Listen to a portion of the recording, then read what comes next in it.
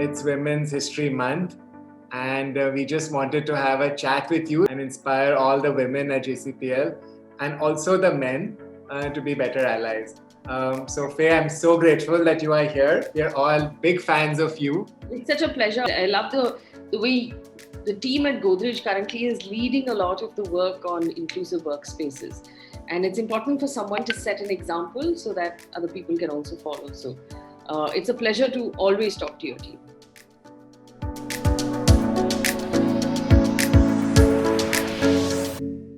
Listen, first of all, more carefully to the women in your life. Ask them questions. Ask your partners, ask your mothers, ask your sisters, ask your daughters if they have ever been groped at all. And you will be shocked with the answer. Ask them when, how many times, by whom. You will be shocked with the answers. And the reason why we need to talk about this is we need to stop normalizing it. It should no longer be okay because that sort of suppresses us. And once you have that conversation, start listening to other things about what it is like to go to work, what it is like to sit in a room full of men in a boardroom and hear the jokes being made about wives.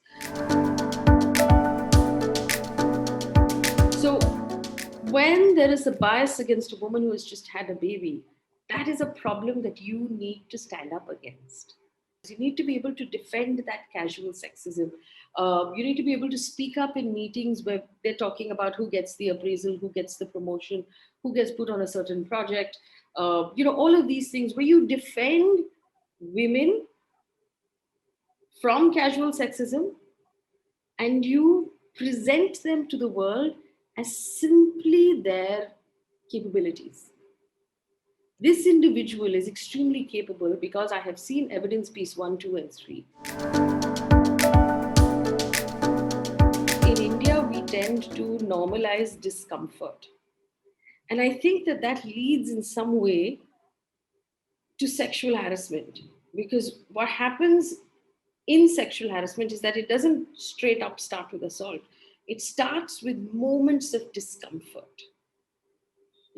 A stray comment made here or there.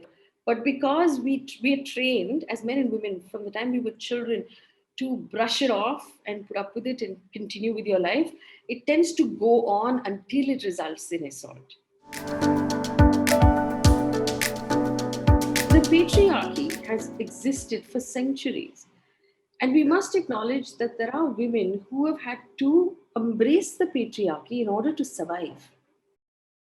And there are women who are hostages to the patriarchy. So we have no right to judge whether she's good or bad.